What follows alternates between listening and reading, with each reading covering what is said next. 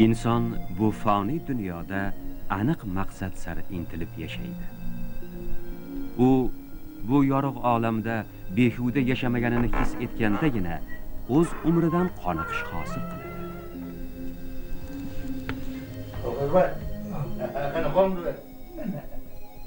Ollaniyoz O'taniyozov o'z umrini savobli ishga baxsh etdi.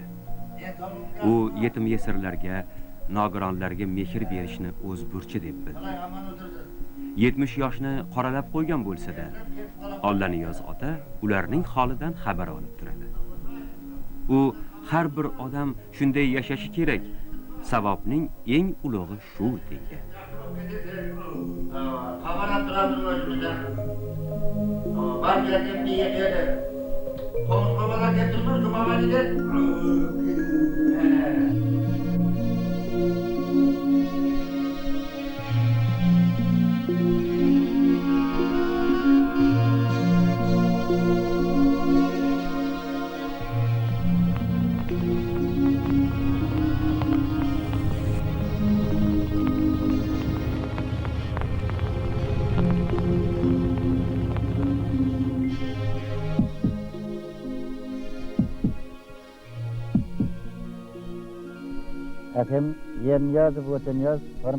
Goho o'yga tolib otasini eslaydi.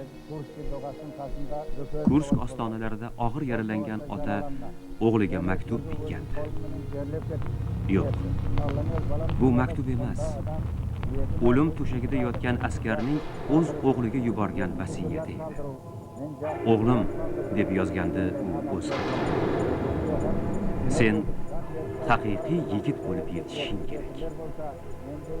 Inson bu yorug' dunyoda eng avvalo zurriyot qoldirishi va savob ish qilishi lozim. Baxtsiz insonlarga, yetim yesir va nogironlarga yordam ber. Dunyoda bundan ortiq savob ish yo'q. Onam otamning bu maktubini ko'p eslardi. O'zi ham otamning vasiyatlariga amal qilib yashadi deydi Ollaniyoz ota.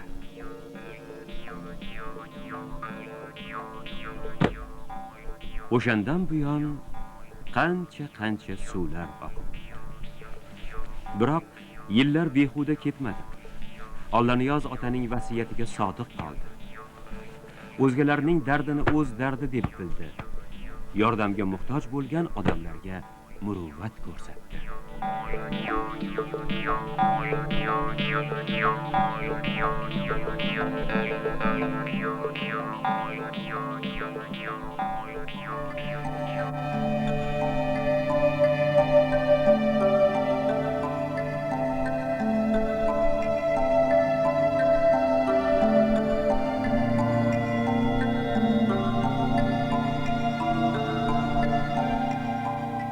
Yillar o'taverar ekan. Yillar peshonaga ajin bo'lib tusharkan. Ammo insonning qalbi, g'ayrati qarimas ekan. Oradan shuncha yillar o'tgan bo'lsa hamki, u tinib tinchimadi.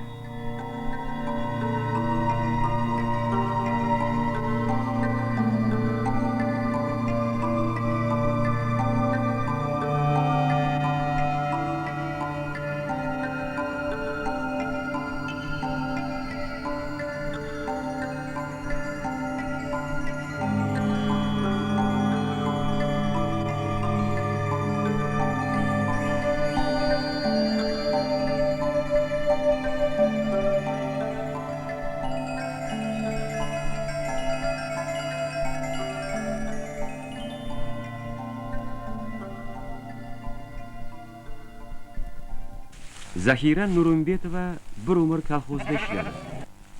Biroq 1-2 bo'lmadi. Bugungi kunda esa Ollaniyoz ota qurib bergan uyda istiqomat qiladi. Uning haqqiga duolar o'qiydi. Allaniyozga rahmet, najayt salib bergende, xizmetine rahmet, qarım o'lindi o'tqinni salib berishine kirdim. Qarım o'lgildi o'tirman içeriden beri batır. Balaşasını eratın görsün, Xudayım cemal көрмегей, qoruna gül bitsin. Barkullama rahmet ayta berimen Allaniyozga.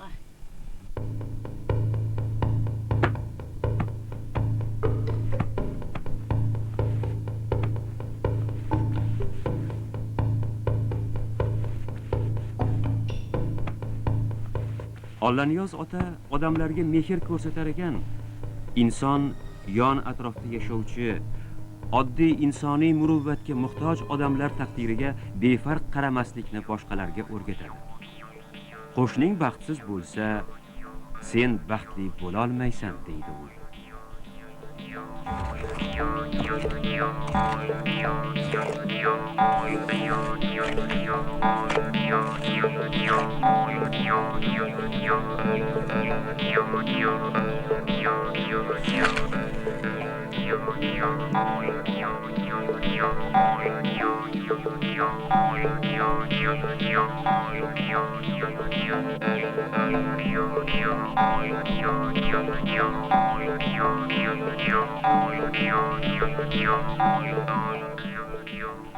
Yana yangi uy qad ko'taryapti. Demak, ko'p o'tmay mehrga tashna bo'lgan bir oila unda qo'nim topadi. Demak, kelgusida eng katta tashvishdan forig' bo'lib, baxtli hayot kechiradi. Ularning chehrasidagi quvonchni ko'rish esa Ollaniyoz ota uchun baxt.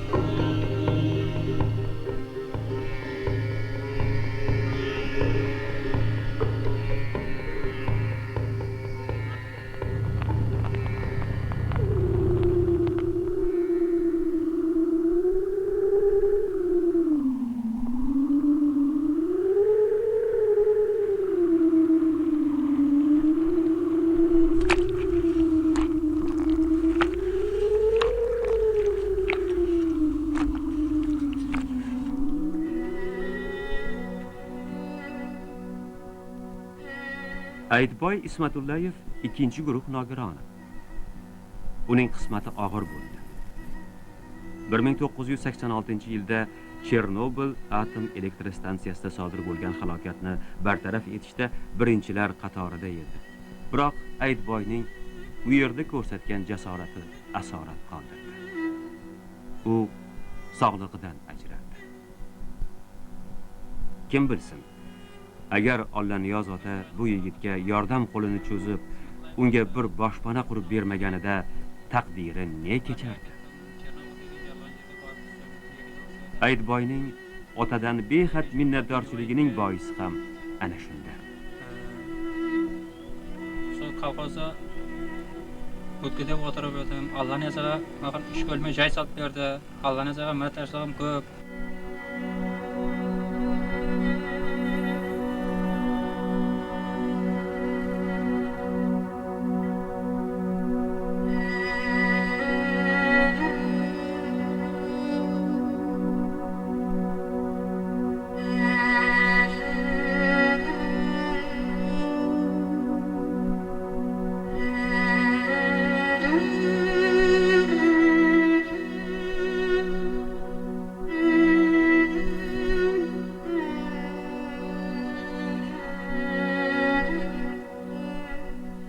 U odamlarning qadr-qimmatini yaxshi anglaydi. Inson dunyoga kelib, g'am tashvishdan xoli, rohat farog'atda yashash kerak deb hisoblaydi. Ularni birlashtirib turadigan muhim omil bor. Bu yonib turgan yurak, boshqalar dardiga befarq qaramaslik kabi xislatlardir.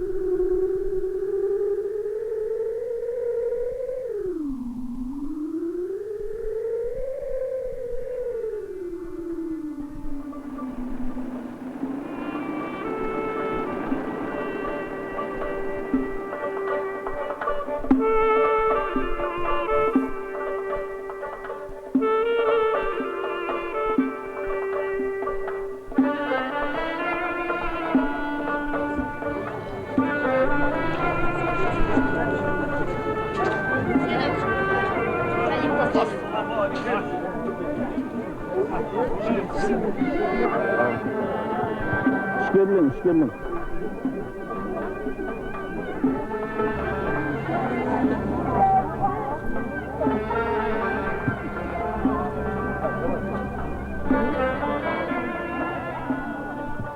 Qoraqalpoq xalqida shunday udum bor.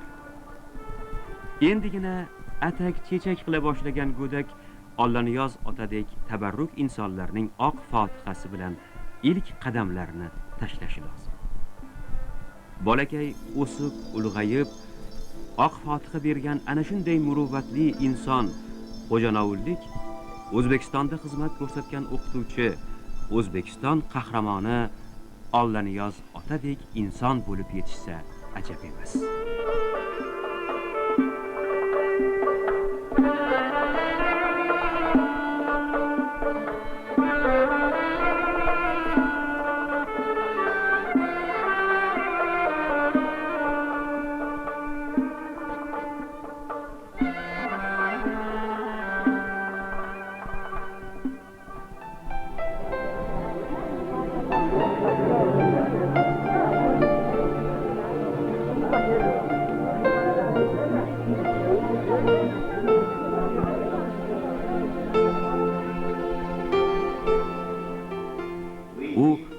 o'quvchilar yuragiga ezgulik va mehr oqibat urug'ini qadardi.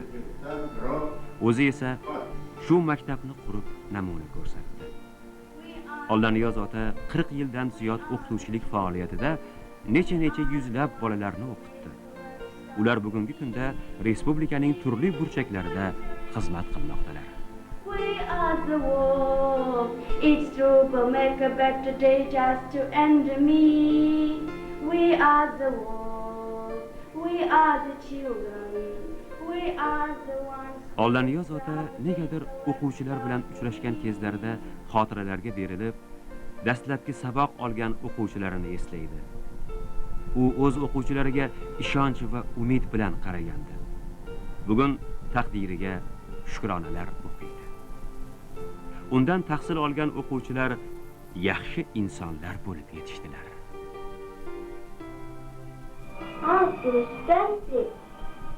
SEA, especially as the sun rises.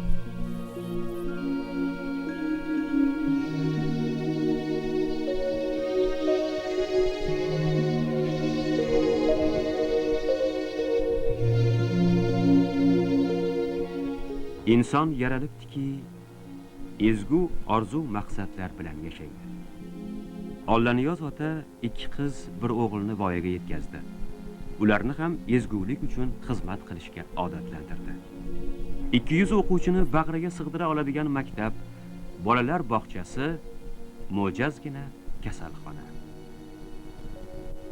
Bundan tashqari 40 dan ziyod oilaga uy-joy qurdi. U otasining amrini vojib deb bildi.